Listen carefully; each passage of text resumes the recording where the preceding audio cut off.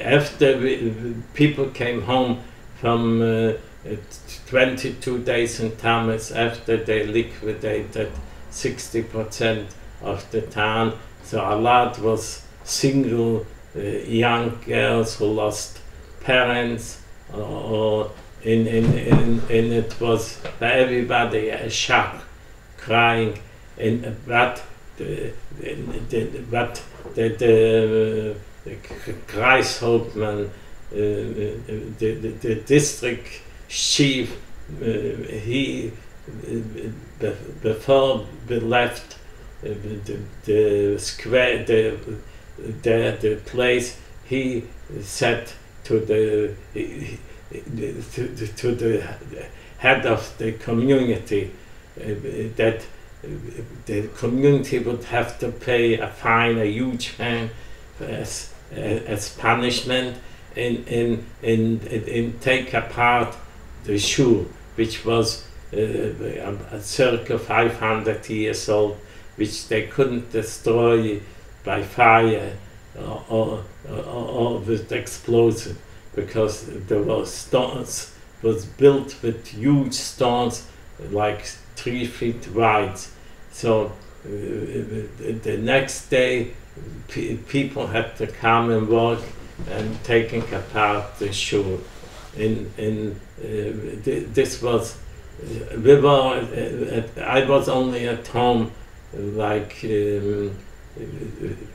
Tuesday, Wednesday, Thursday, like 4 days. In every day we had to go out and work to taking apart the shul. Of course, it was a big, for everyone was a big shock, and we realized that that the aim of the Germans is that no Jewish people should be alive. We didn't have any illusion about the aim of the Nazis. Then on Sunday we had to, all the young people, men who were above the age of 16, I don't remember exactly, had to assemble again in the on the soccer the stadium there with the plates, Bolzplatz we called it. The river was running next to it, and everybody had to assemble there, and then they made again a selection they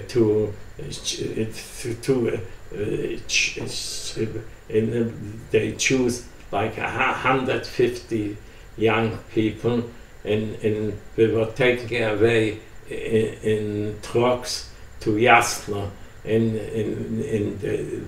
they put us in the meantime. Our hotel was the jail of Jasna, because the next day they took us to the rail. They took us to the railroad station, we set up for Plaszow, Krakow.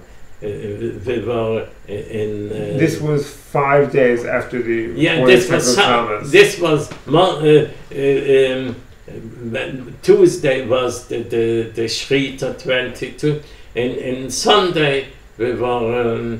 We left Zmigrod to go to Plaszow, to Jasna, and your sisters were still home, right? Yes, my mother and sisters. I thought how my mother miraculously was saved, which I think she was the only one in the whole town who was back from the left side. I mean, to the side where and then we were taken to the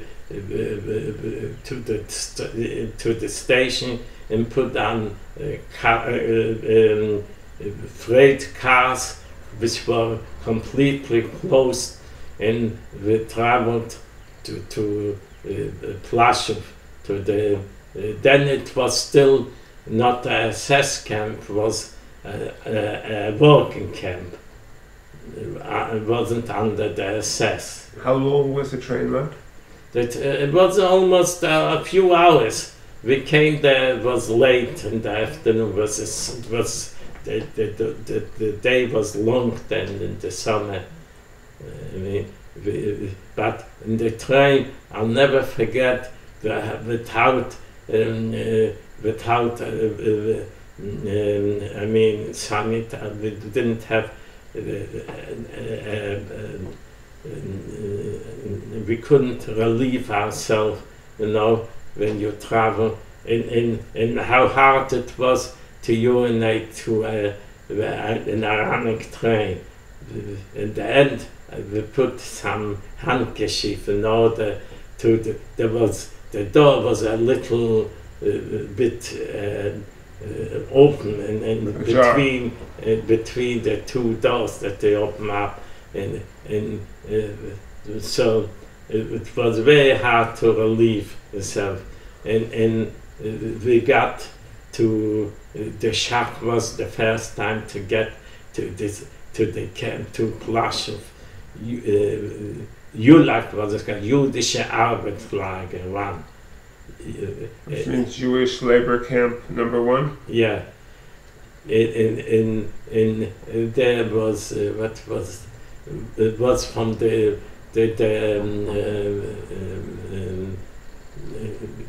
commander of the camp was Pelz, a German named Pelz.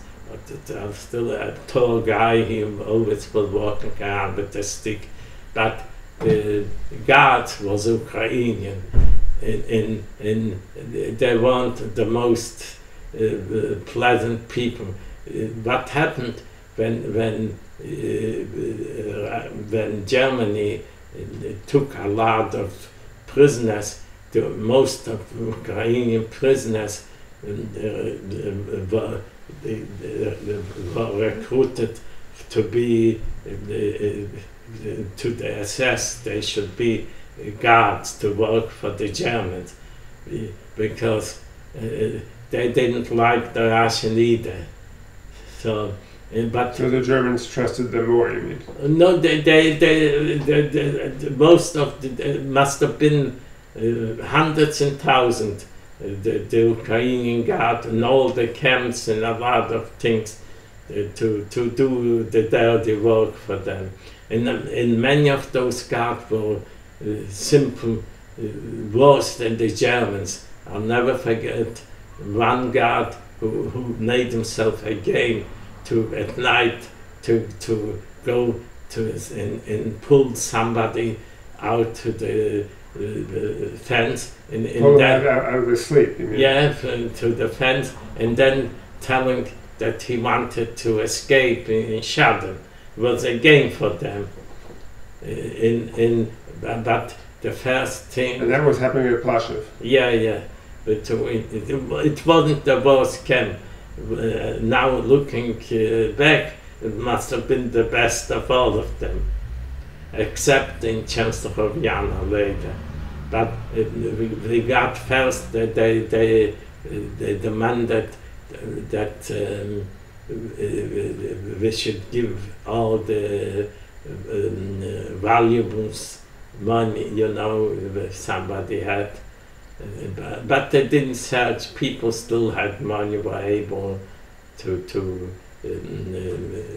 get through hiding whatever they had money to. Did you have any kind of luggage with you, clothes and things? Very little. I don't remember. Maybe twin, but I got sent later on from home, because what happened, they still have the mail. We still could receive mail, and they had a person who was responsible for like a mail a post office was like from the camp. So you were able to send a letter home to tell your mother and your sisters where you were? And get packages. This was in the beginning. And besides, when I went out to work, and we were able at lunchtime to go there on the railroad station where we worked. There was a house where a Polish woman wanted to make some extra money, so she cooked warm meals for the people, and we used to go to eat there. And I used her address they should send me the packages of food, whatever I needed. I got a few packages to her. What kind of work were you doing there?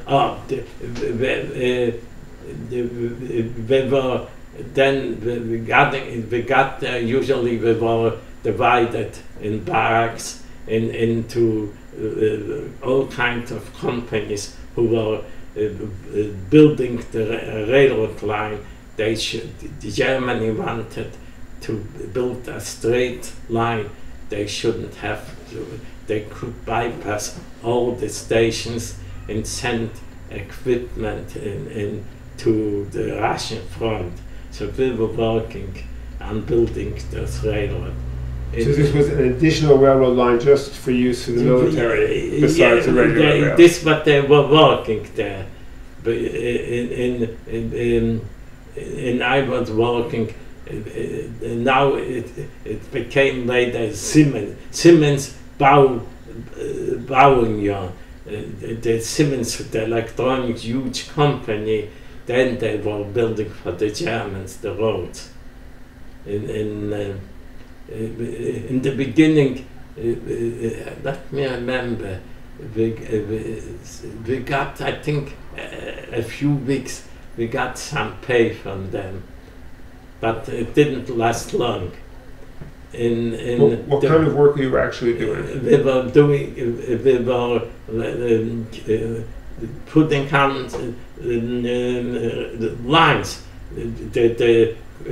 carrying the wooden ties, the railway ties that you put under the railroad, and then laying this out, and then building then carrying on our shoulder the railroad lines, the steel, which was very hard. I remember my skin was rubbed out on my shoulder because you had to carry it on your shoulder and work with the railroad, with the steel railroad lines. And then building railroad is what we did, cutting by hand. The two people used to cut by hand the steel railroad, you know, it was hard work. I'll never forget working by this because you have to cool it with water. And Schultz, he was the Obermaster, he was responsible for the formats forever. And once I got, he hit me that I still can feel over my face that I didn't saw the line. So he was the top of all the formats, Schultz. It was hard work. How many hours a day were you working? 8, 9, but they had to. Usually it took an hour to go out from the camp to the working. And once I worked a night shift for 2 weeks, which was terrible because you had to sleep in the daytime, which was very hard. But after a few weeks working there, somebody came to me and said, you know, your sisters are, that your sisters are at the woman where we used to eat, and that they liquidated Auschwitz. Of course. How long? How many weeks had you been in Plaszow when they came? I don't know exactly. Must have been close already, like 6 weeks. I don't remember exactly. Of course, I was very happy to see Manya and Berta, and they told me because that Zahava went to hiding to a woman where we used to buy milk. Okay, I didn't, but then I got a postcard from Zahava that what happened going from Jaslo by railroad to Krakow. They were stopped in Tarnów, and a Polish policeman came up and took away Zahava, and she got, and then so they thought already that she was killed because she looked very Jewish, but this Polish policeman raped her and then let her go, and she didn't know the address where to go. Fortunately, she found some woman, which a young girl. She traveled with her, and she told her she knows a woman who needs a maid. This was in Krakow? Yeah. So, but Zahava used to tell always when she walked through the bridge on the Warsaw, she thought of throwing herself, because she never, that's the first time that she left home and traveled with the railroad, and after such a trauma that she was raped. So, she walked, but this woman was a Volksdeutsch. Volksdeutsch was Polish people who said that they by nationality, they German, even they didn't speak German, so they got privileges.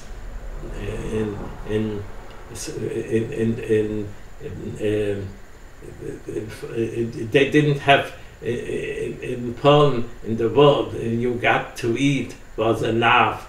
I mean, you could have maids, workers, how much you want. Just for food. Just the food. So, but Zahava was a very good worker in this, and understood. But the woman used to was very suspicious, because she used to always to ask her about this. So in the end, she told her that she is Jewish, but she didn't fire her, and she wrote this card to me, postcard, where she is. How did she know where to send the postcard? The camp, she knew that they used to send me for home a postcard. So she gave the address, and I went to Mania, which looks more non-Jewish, but she was light. She went at night,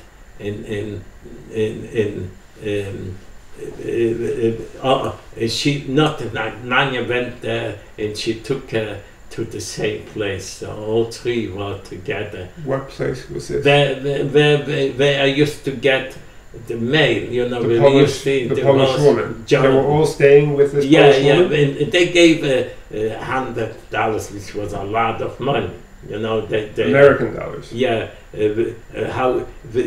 Mania had American dollars from Schulen, because they had children in the United States, Burech and David, and they used to send a lot of money, and they didn't. So they when they went 22 days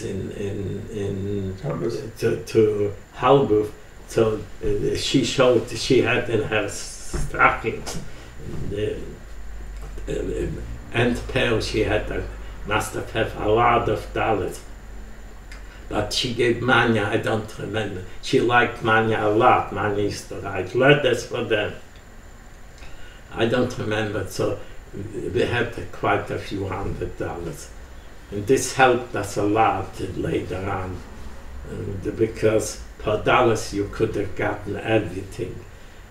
So at this point they were all four staying by this woman, all three of them. In one evening, Manya, Berta, and Zahava. Yeah, in one evening, the Finkelstein, who was the Jewish president of the camp, came to me. He went out. I was running out. I was already in bed. He said, "Come, we're gonna bring in your sisters." Had you asked him to do this? No. There was the head of the post office was from Zmigrod. Lise Kolbe was his name, and he apparently asked him, you know, and so I ran out. We went there.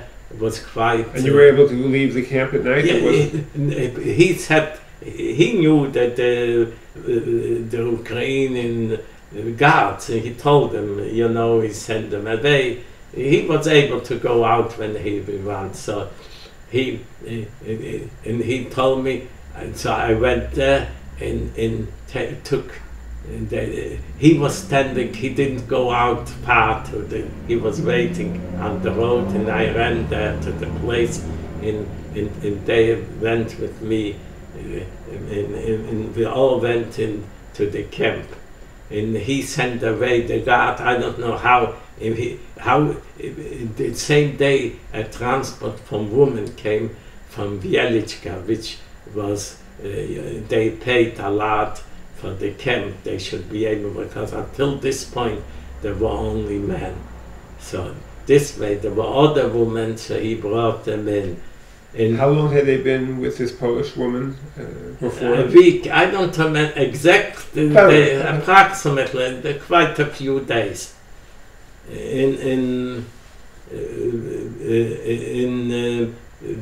At night they came in, and I'll never forget, they didn't have, so they sent me for home